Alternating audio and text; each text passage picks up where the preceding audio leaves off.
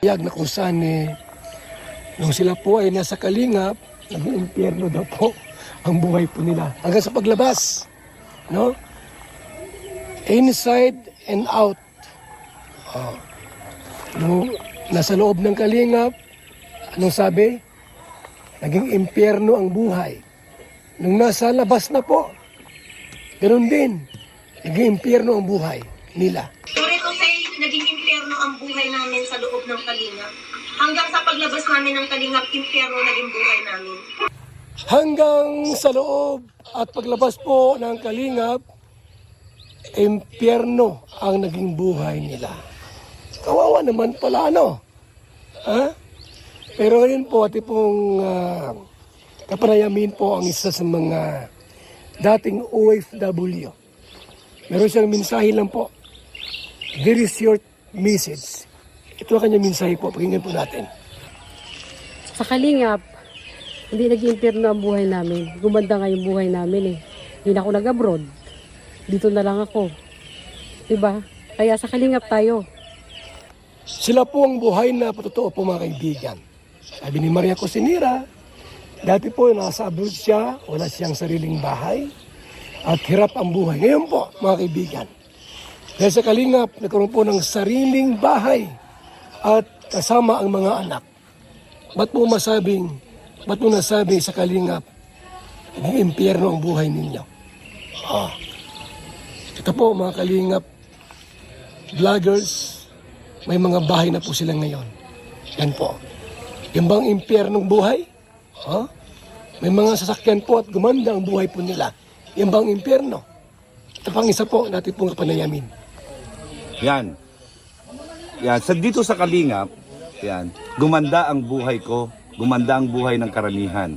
Lahat ng naging solid kalingap partners, gumanda ang buhay. Nagkaroon ng bahay, nagkaroon ng sasakyan. Yan, dito sa kalingap, masaya kami. Hindi kami nanghihingi ng kahit na ano sa mga kung kanino man.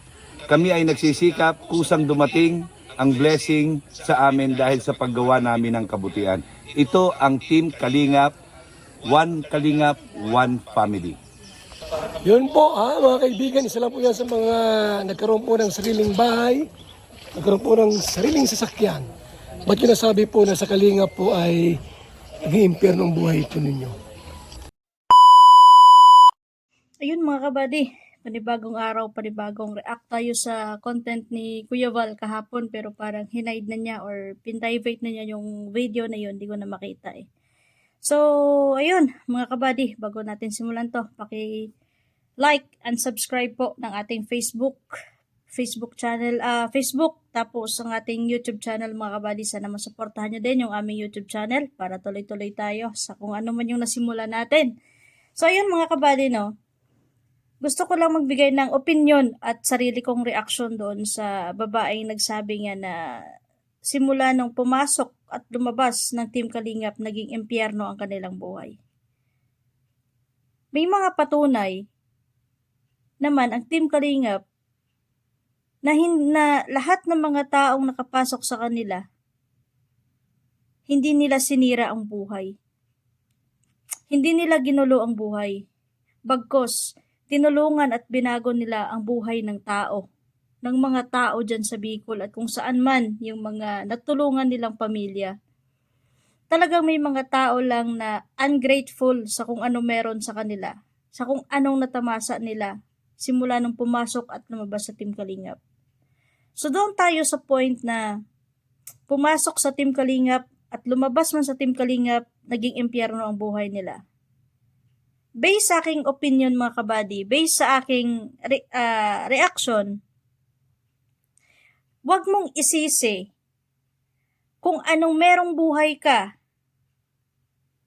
ngayon o nung nakaraan man. Kung naging impyerno man ang buhay mo nung pumasok ka sa Team Kalingap or lumabas ka sa Team Kalingap, choice mo yan. Kasi kahit ano pa ang pag-alalay sa iyo ng tao para sa kabutihan man yan o sa kasamaan, nasa sa atin pa din at nasa sa inyo pa din yan ang maging desisyon kung anong buhay ang gusto mong tatahakin. Kung napanood ninyo ang content niya ni Kuya Val, hindi ko nakuha yung clip ng isang content creator na yon or reactors nila na nagsabi na may nasabi doon na marami pa pala siyang community na napasukan na talagang impyerno na talaga. Doon tayo sa term na impyerno, no? Kung talagang toxic ang tao ka, o kahit impyerno yung buhay meron ka, kahit saan ka papasok, lalabas o papasok ka, impyerno na talaga buhay mo. Ikaw at tayo ang nag-handle sa sarili natin. Ilagay natin sa isang example, ha? Kung nasa sitwasyon ka ng problema, choice mo yan kung paano ka at hanggang saan ka magstay dyan or lalabas sa sitwasyon ng ganyan. Pero kung gusto mo ng tahimik na buhay, dumistansya or lumayo ka sa ganyang sitwasyon. Pero kung choice mo maging impyerno ang buhay mo, huwag mong isisi sa ibang tao. Nakadepende yan sa'yo or sa atin kung paano natin i-handle yung buhay natin para sa katahimikan or para sa impyerno na buhay. Tayo at tayo lang din mismo sa sarili natin makakalabas dyan sa kung anong merong circle ka. Mapa-impyerno man yan, mapamasama man yan, mapasamabuti na yan. Nasa sa atin yan kung saan landas ang gusto nating tatahakin. Ini-issue mo, sinasabi mo na dahil sa Team Kalingap naging impyerno ang buhay mo. Hindi mo inisip na bago ka pala pumasok sa Team Kalingap, may mga team ka na palang pinasukan. Impyerno na talaga buhay mo. Pumasok ka sa Team Kalingap na impyerno yung buhay mo. Ine-expect mo na nababaguhin ka. Na magbago ang buhay mo sa Team Kalingap. Aanhin lang ng advice at rules sa loob ng Team Kalingap kung mas pinipili mo pa din ang mala-impyerno na buhay. At yun yan, sinabi ni Kuya Val, matigas ang ulo. Pasaway, hindi sumusunod sa kung anong mga rules ng Team Kalingap. Ang Team Kalingap community, parang extension lang yan kung anong merong pamilya ka. Kahit sa sarili ninyong tahanan, may magulang ka. Ikaw siguro magulang ka na din. May sarili kang patakaran, may sarili kang rules. May sariling rules ang mga magulang mo. Just in case na hindi mo masunod ang rules nila dyan sa bahay, talagang mala-impyerno ang magiging sitwasyon mo. Kasi ang rules dyan sa Team Kalingap o ang rules ng magulang mo is para din yan sa kapakanan mo, para sa kabutihan mo. Pero nakadepende yan sa'yo kung ano yung gusto mo at pipiliin mong landas na tatahakin. Kahit ikaw sa sarili mo, ilagay mo sa may mga kaibigan ka. May mga rules ka din dyan eh. Oo, magkaibigan lang tayo pero alamin mo yung limitasyon mo. Alamin mo kung hanggang saan yung boundaries mo. Hindi porket magkaibigan tayo, lahat na lang kung ano meron sa akin papakialaman mo. How much more pa sa community ng Team Kalingap na malaki na. Once na pumasok ka sa community or sa group, una-una pa lang dapat alamin mo kung ano yung patakaran nila nang wala kayong mapag-awayan or hindi mag-cause ng gulo. Kasi kahit saan ka magpunta, may rules ka. Kahit dito nga sa trabaho namin, may rules kami sa mga amo namin. Para hindi kami magka-problema kung ano yung rules nila dito, kailangan namin sundin. Para hindi magiging impyerno yung buhay namin. Kasi yung mga patakaran nila dito, para din yan sa safety nila, para din sa safety mo yan, para din sa kaayusan ng sarili mo yan o buhay mo yan, kailangan mong sundin. Pero kung matigas talaga yung ulo mo at pasaway ka talaga, alam mo na bawal yan sa rules na yan, gagawin mo pa, talagang ikaw mismo ang nagpapahamak sa sarili mo at ikaw mismo ang naglalagay sa sitwasyon mo kung paano maging mala-impyerno ang buhay mo. Di ba mga kabady? Ganun lang yun eh. Kung ayaw mo maging mala-impyerno ang buhay mo, piliin mo yung ikakabuti mo. Piliin mo yung sitwasyon na alam mo na doon ka masaya, doon ka magiginhawa yung sitwasyon mo. Pero kung pipiliin mo na maging impyerno yung buhay mo, choice mo yan. Hindi mo kailangan isisi sa ibang tao kasi ikaw may gawa niyan.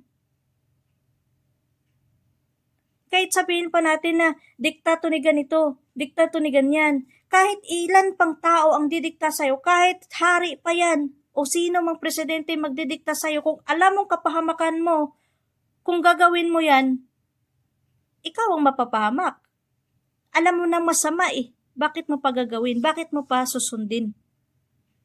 Kaya nga tayo binigyan ng Panginoon na may mga kanya-kanyang isip at puso para pakiramdaman kung tama ba o mali at pag-isipan. Kapag ginawa mo ba yan, tama bang magiging resulta? Okay ba yung magiging resulta?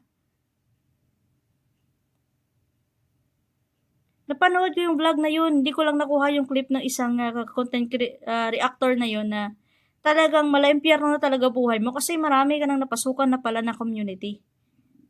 So wag mong ibuhos lahat ng galit mo at sama ng loob sa Team Kalingap. Na pinasukan mo, sinubukan nila na i-guide ka sa maayos, pero ikaw tong pinapariwara lalo ang sarili mo. Dahil hindi ka marunong sumunod kung anong meron patakaran sila. Yan sinasabi natin na kung gusto mong sumama sa community namin, kung gusto mong sumama sa grupo namin, kung gusto mong pumasok sa rules namin, sa tahanan namin, sumunod ka sa kung anong meron, patakaran kami. Kasi hindi naman yan para sa ikakasama mo eh.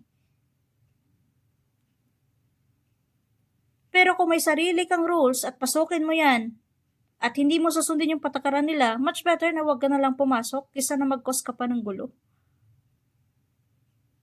Tayo mismo ang nakakaalam kung saan at paano tayo lalabas at papasok sa sitwasyon na alam natin na kapahamakan natin or ikakabuti natin. Choice natin yan, hindi choice ng ibang tao. Kailangan dyan, may panindigan ka sa sarili mong kakayahan. Huwag mong idepende ang sarili mo sa ibang tao porket alam mo na marami sila, malaking community nila. Ikaw at ikaw lang makapag-decide yan sa sarili mo. Oo, sasabihin natin, may mga tao na nag-i-explain ng ganito, may nagpapaliwanag sa'yo. Katulad yan, kung may problema ka, may mga tao kang nilalapitan. Hinihingaan mo ng advice, ng opinion nila. Pero hindi porket binigyan ka ng advice, hindi porket binigyan ka ng opinion, agad-agad gagawin mo na. Kailangan dyan, kung ano yung opinion mo, or kung ano man yung opinion ng tao para sa problema mo na yan, balansihin mo muna. Pag-isipan mo muna ng maayos bago mo gagawin ang hakbang na pwedeng mangyari at kung ano man yung magiging resulta pag nangyari yan. Ganun lang yun mga kabady, ganun lang kasimple yun. Tayo mismo ang nagdadala sa katahimikan o sa mala-impyerno nating buhay. So, bakit kasi ganyan yung mga mindset ng tao, no? Bakit hindi nila ayusin ang sarili nila para sa sarili nila? Hindi yung sila mismo sumisira sa sarili nila tapos ibabaling sa ibang tao yung kung ano man yung meron sa kanila. Hindi ka na bata, madam. Hindi ka na bata na kailangan ka pang i-guide. May sariling isip ka na. May pinag-aralan ka naman siguro para malaman at matukoy kung ano yung tama sa mali at kung ano yung mali sa tama. Ikaw ang nagdadala sa sarili mo sa impyerno na buhay, hindi ang Team Kalingap. Marami nang napatunayan ang Team Kalingap, ngayon mo sasabihin at titirahin na dahil sa Team Kalingap, naging mala-impyerno ang buhay mo. Ikaw mismo ang sumusunog sa sarili mo, hindi ang Team Kalingap. Di ba? Kung pumasok ka man sa Team Kalingap na mala-impyerno yung buhay mo, at kung lumabas ka man sa Team Kalingap na mala-impyerno ang buhay mo, hindi na yun kasalanan ng Team Kalingap. Nasa sayo yan. Choice mo yan. Alam mo na pala na sa mala-impyerno ang buhay mo nung nasa Kalingap ka. Bakit hindi mo inayos nung lumabas ka?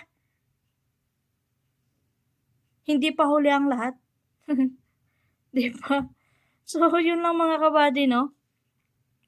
Yun lang napanood ko kay Kuya Val na ang ganda lang bigyan ng reaksyon or ng opinion sa likod ng mga pangbabati ko sa kay Kuya Val. Si Kuya Val yung dinidiin talaga dito tsaka si Kalinga Prab eh. Na marami naman silang napatunayan. Pero yan lang masasabi ko bago natin matapos ng video na to. Hindi nyo matutumba ang Team Kalingap. Kahit anong paninira pa yan. Kahit ano pang klaseng bato-bato nyo sa kanila. Matuwid at malakas na ang pundasyon ng Team Kalingap community na yan. Dahil yan kay Kuya Val, sa Team Kalingap at sa buong miyembro ng Team Kalingap.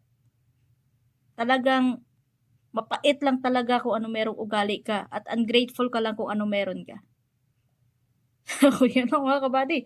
Maraming salamat sa inyong panonood ulit at see you sa next reaction video natin at maraming salamat sa inyong pagsuporta. Don't forget to subscribe mga kabady sa aming YouTube channel, Field and Vlog. At sana supportan nyo din kami sa aming YouTube channel. Bye-bye. God bless at to God be the glory sa ating lahat. Bye mga kabady.